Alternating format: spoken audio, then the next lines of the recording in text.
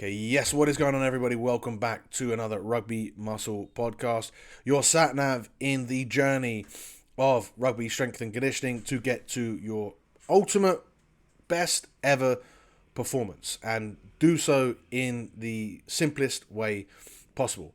Made that one up on the fly. I'm your host, as always, TJ, and today we're going to be tackling a common challenge for amateur athletes, particularly you rugby athletes, and that is maximizing gym time. So whether you're balancing your training with your work, with your studies, any personal commitments, we've got 10 strategies lined up that are going to help you get the most, not just out of every session, but out of your training in general.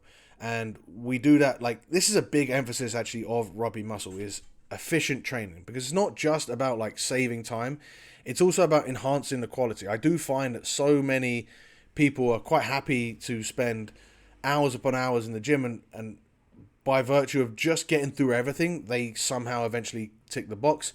But I think what is way better is an efficient approach, right? If you can just focus on what truly matters, you can find massive improvement on the pitch without sacrificing those hours in the gym, and you can spend then those hours either, back to doing quality time in other places, de-stressing, or working on other areas that might not be to do with the weights, right? So your conditioning, your speed work, you might save much more time for that, or for things like sleep. So this camera's sort of bugging out me. If you're watching the YouTube episode, I don't know who just sits around and watches my face, but if you do, say hi. And if you're listening on the Spotify feed, remember to subscribe if you're new, and hit those three dots and give us a 5-star rating.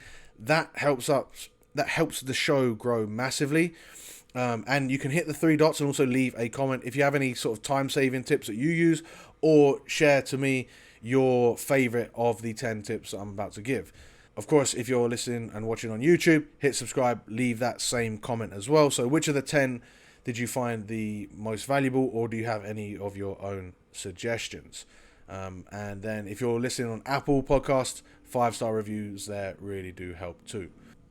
So without further ado, let's get into 10 time-saving gym strategies. I think this is really important because as much as I've spoken about the theory in these past few months of like exactly what you should be training, how you should be approaching your training, there is sort of a practicality to this that I really do think is absolutely critically valuable for you guys as amateur athletes. I think this is massive. So let's get into them. So number one, doing your core and stabilization work as a warm-up. So I think if you start your sessions with your core work and maybe some sort of activation, some sort of stabilization work, if you've got those in your program, if you do them at the beginning, you're going to get through them way more efficiently, and it also prepares your body for the training to come.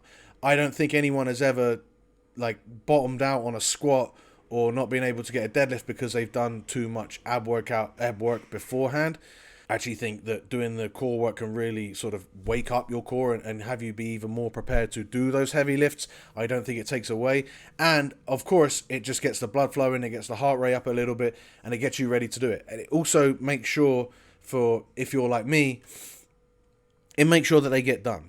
A lot of rugby players will just see their core work and they'll see their sort of, their prehab work at the end of their session and just sack it off. Especially if it is like a grinding session, you've been in the gym 50 minutes, 60 minutes, 70 minutes, and now you're looking and you've got all this ab work to do. You can either really like sort of drag it out, or you can just completely sack it off. If you do it as part of your warm-up, right, now you're getting in that quality work, you're actually getting stuff that's going to pay off, rather than just generic warm-up stuff and generic foam rolling for no reason. You're actually going to do stuff that prepares you for your lifts and is a good stimulus anyway. So I think getting your core work, stabilization work as a warm-up is a massive, real good way to prepare you for your lifts, get you nice and warm. You could also throw in like a sort of mini circuit. So you could do core work, you could do stabilization work, and you could even do some level of plyometric work or power work just to get you really engaged. No more than like 5-10 minutes absolute most. And remember, it's not just 10 minutes warming up, it's 10 minutes actually getting in quality work, and you're ready to get into your heavy stuff. And we'll talk more about how you can combine the heavy stuff and the power work in a later tip. But for now, Do your core stabilization work, maybe even power work as your warm up. That is tip number 1. Tip number 2 is utilize escalating density training. EDT involves timed sets where you perform as many sets as possible, usually on 2 opposing muscle group sets. So maybe an upper body push, an upper body pull, maybe a lower body squat, a lower body hinge. It could also be just one movement. It could also be a giant set, so you've got 3 or 4 different movements. And essentially what you're going to do is work for time instead of working for a set number of sets. So instead of saying, okay, I'm going to do 3 sets of pull-ups and 3 sets of bench press and see however long that takes, instead you're going to say, I've got 10-15 minutes to do as many sets of 5 on the bench press and the pull-ups as possible. You're still getting in as much rest as you need, but you're not mucking around on your phone. You're not scrolling through. You're not like just letting time drag on. You're on the clock, right? So that really does help you pay more attention to your rest periods. It also helps you because the goal of escalating density training, especially escalating density training, not just any density training, is to get in more sets. So maybe week 1 you got 4 sets of bench press, 4 sets of pull-ups. Maybe week 2 you try and get 5 sets of each of those, and you can keep the weight the same. You can drop the reps, whatever it is. You don't let the work drop in quality, but you get lots of work done. I also like doing this with my accessory work. Sometimes when it's like when I'll put 15 minutes on the clock and I'll do 3 or 4 different exercises and I'll just pump them out. So it could be like arm stuff, shoulder stuff like that, like little prehab stuff. I like to do in a way that keeps me engaged. It also keeps the heart rate up. I'm not really sure if it's going to give you much aerobic benefit, but it is just going to make you get a lot more work done in less time. As you get more used to it, you build up more tolerance, you build up more work capacity, you're able to get through more work, get more adaptation, but yet you're still not in the gym for hours on end. You could do this with your heavy work, you could do this with your light work. Do more density training. And not only, again, to speak on the efficiency side of things, not just the time-saving side of things, with density training, you're a lot more likely to get through more total work than you would have done had you just done, like, counted your amount of sets and just done 3 sets or 4 sets or whatever. So not only are you saving time, you're getting more work done. That is a win in my book. Next, we've got contrast training. So this is where you're going to combine your heavy lifts with explosive movements, like heavy squats combined with a jump squat. This loads of different examples of how you could use contrast training. French contrast training is a particularly popular part of a particularly popular method of contrast training, but you don't need to do that. All you need to do is pair up a heavy movement with an explosive movement with utilizing that same muscle group or that same movement pattern. So like I say, it's heavy squats, jump squats. You could do a heavy deadlift, broad jumps.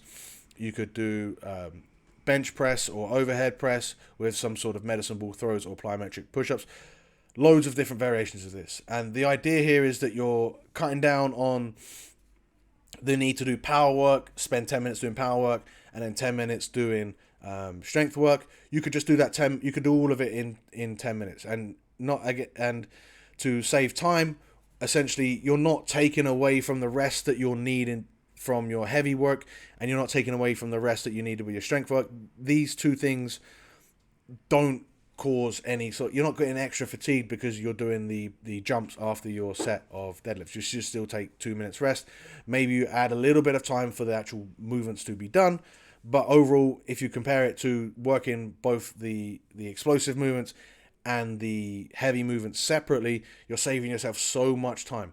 And then again, to talk on the efficiency side of things, not only do you save that time, but you also get the potentiation effect. So the heavy work potentiates the explosive work, and the explosive work potentiates the heavy work. So both things end up being more efficient, more productive as a result of being combined with each other. It's not necessarily a free lunch. There are things to consider. But overall, contrast training is a fantastic way to get your heavy work and your power work in at the same time. I'm a massive fan of this, and I utilize it for a lot of strength work with my athletes. Next, we're going to do controlled rest periods. So essentially, you're just keeping a strict eye on your rest intervals. using a timer or looking at your watch, actually continually looking at that watch, keeping it. You could even just keep a running timer going. So when you finish your set, you look at it, you see where it is, and you wait a minute. And it just stops you from resting way too long between sets. It's very easy in the gym, particularly when you're not feeling overly energized and even when you are feeling energized, to let that clock just keep ticking over and to let time just sort of go by when you're resting and just mincing around doing things that aren't training. So by having a clock there, I'm not a big fan of rest periods being absolutely necessary and really governing the success or failure of your training. I just think you should rest as much as you needed, and really that's not as much rest as you would think, and therefore keeping your eye on the clock is a fantastic way just to cut down your time. And again, for efficiency, we're probably keeping a bit more intense focus during our sessions if we're doing that, right? If our mind's wandering, if we're sort of, again, scrolling through our phones, if we're chatting for too long, we could get out of the zone, and that could definitely make our sets less productive. So keeping a strict eye on the clock between your rest periods really can help. I like doing this with my strength work at the minute, so I don't think I really need, even, doesn't matter how heavy I go, I don't really need much more than, I definitely don't need more than 2 minutes. So I'm putting 2 minutes, as soon as I rack it, I look, and then I wait, and I'm ready to go within 2 minutes of finishing that set. Maybe I could lift an extra rep over the total course of my training session if I rested even longer, but I'll take that trade-off because we save a lot of time keeping an eye on our training and we keep that intensity. Next, we've got supersets, bisets, trisets, giant sets. So essentially just integrating your exercises back to back when you can. So supersets are obviously when you're doing one exercise, then another exercise, and then taking your rest. Bisets are where you're doing one exercise, resting for a little bit, doing another exercise, resting for a little bit, and going back. Usually you're doing the bisets or anything other than specific supersets. You're going to be not utilizing the same muscle group, so that, say if you're doing, I keep going back to bench press and pull-ups, but we'll use this again. Say if you go bench press, you rest for a minute, then you do your pull-ups. That way you're getting enough recovery. You're still recovering from your bench press, at least the muscles are, when you're doing your pull-ups. So rather than wait for 3 minutes, you're waiting for doing nothing. You're waiting for 3 minutes total, but that's because you've taken a minute, you've then done some pull-ups, you've then come back, you've waited another minute, and maybe, it's only 2.5 minutes. Instead of doing no work, you're actually getting through work. Again, you're keeping that heart rate high. You could do this with 3 different exercises. You could do this 4 different exercises and make it like a mini circuit, but you're just resting as you need. Obviously, depending on your availability and space in your gym to make this work. But essentially, you're just reducing the downtime and increasing the amount of work that you can get done in 40 minutes to an hour whilst you're in the gym.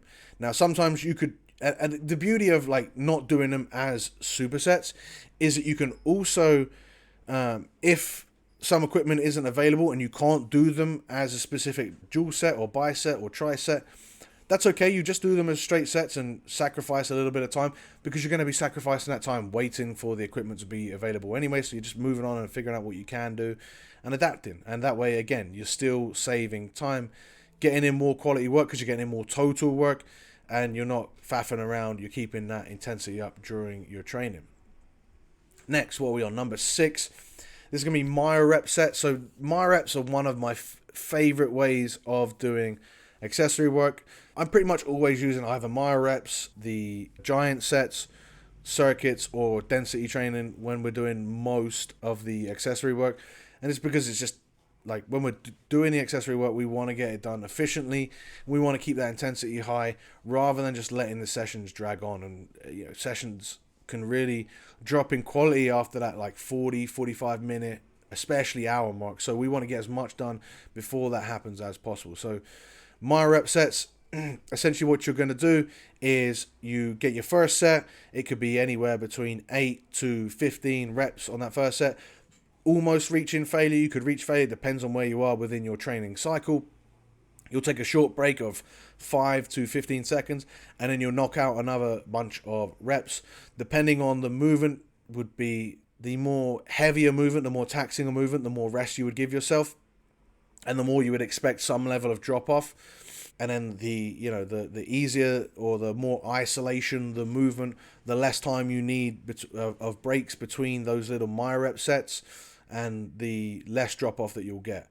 And essentially, again, rather than doing 3 sets where, particularly if you're doing a set of like 15, you're only getting real stimulate. Like the first 10 or so reps are not overly stimulating. They're just to get you to a point where you're going to be fatigued, and you're going to get those stimulating sets or reps in the last 5 reps of the set. This cuts that out of the second and third and fourth subsequent sets. So rather than taking 2 minutes going again and then doing another 10 reps before you're actually getting some quality work in, you're just resting short and you're going back and you're starting in that effective rep zone, for lack of a better term. And this allows you to get all the work done. You skip those sort of fatiguing or reps that are designed to fatigue, and you get quality work done.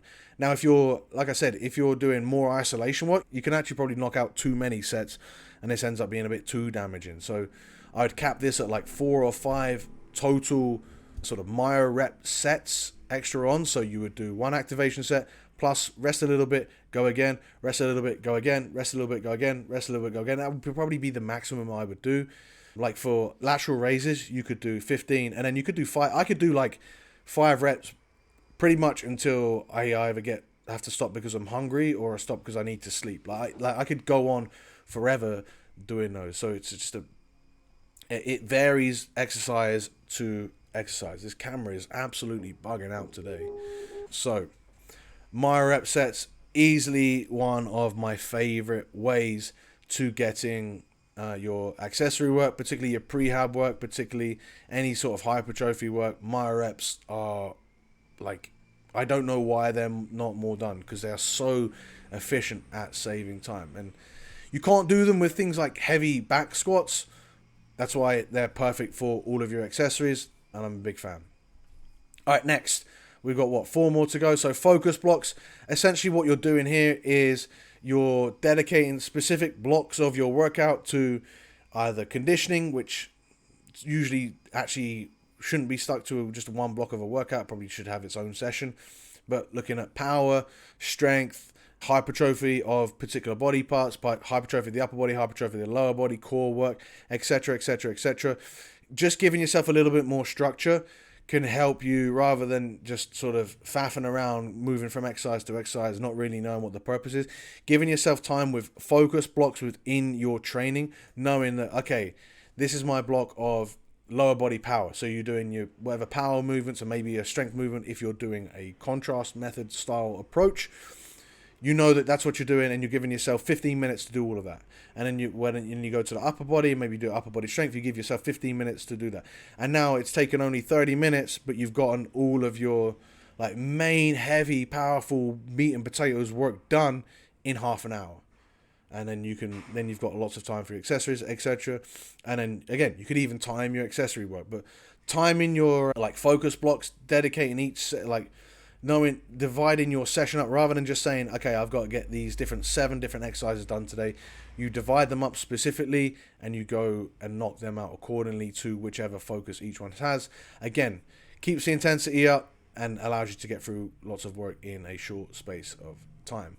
Next, we've got our only conditioning tip, and this is not, obviously this isn't a time-saving tip in the gym. In fact, it's a time-saving tip that should not be included in the gym. And this is doing your conditioning straight from your front door. So incorporating conditioning work that starts the moment that you leave your house is a big time saver. If you have to sort of drive to a field or drive to the gym, you got to check in, you've got to put your bag in a locker, you've obviously got to go to the bathroom because obviously that's your pre-training ritual, or at least it's mine.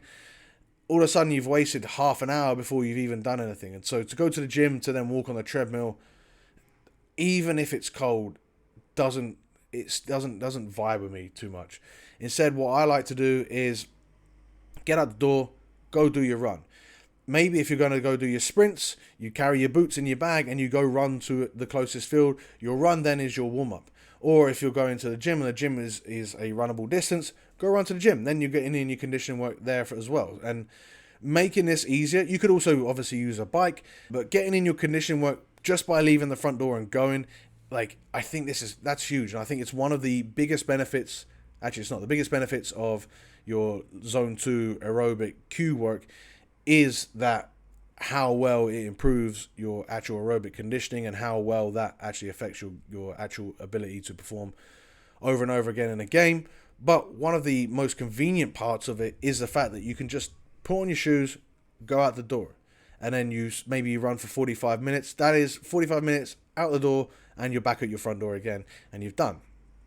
Whereas if you have to go to the gym, maybe this takes 2+ hours, And I think, like, lowering the barrier to entry to get your aerobic work done is something that will save you time and then get you to actually consistently do it.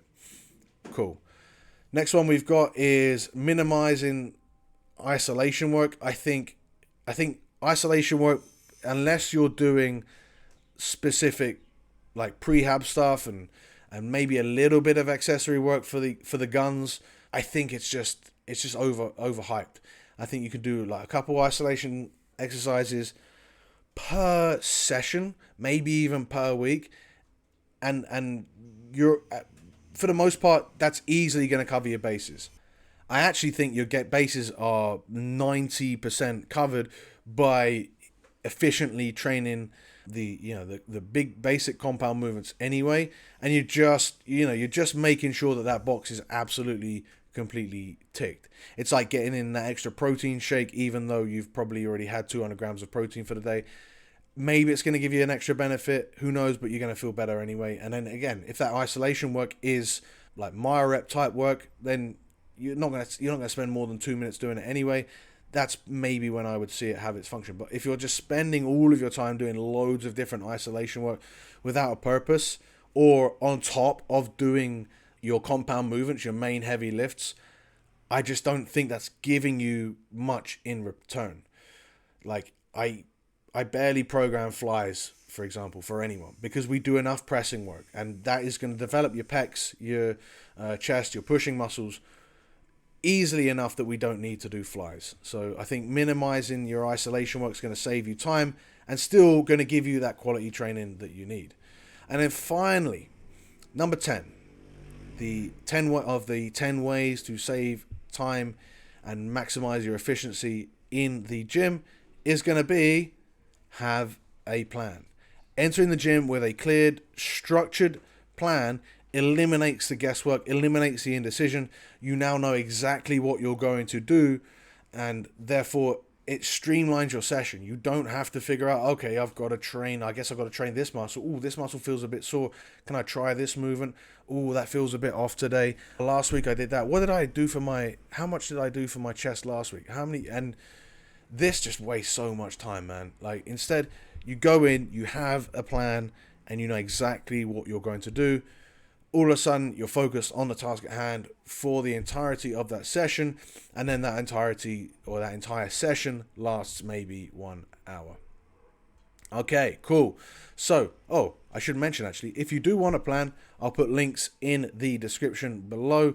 Team Rugby Muscle, we have, I think, 15 different programs for you to choose from, varying from pre-season, off-season, in-season templates with different focuses. So whether it's a speed focus, a conditioning focus, a strength and size focus, whether you can train 2 times a week, 3 times a week, 4 times a week, 5 times a week, we've got options all covered for you, and we are continually expanding that base of programs. Expect that 15 to double into at least 30 different programs within the next few months. I'll put the link to sign up in the description below. Of course, if you want one-on-one coaching where the plan is completely individualized for you, I'll put the links for that in the description as well below.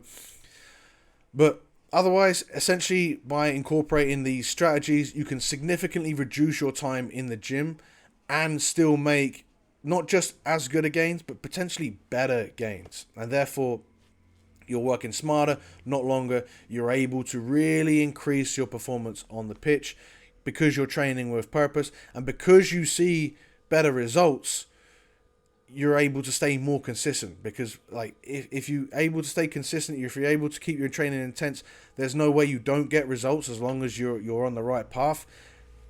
If you see the results, that then becomes motivating in of itself. It becomes more enjoyable. It's a win-win-win-win-win-win. Okay? Cool. If you've enjoyed that episode, give it a thumbs up. Give it a 5-star review.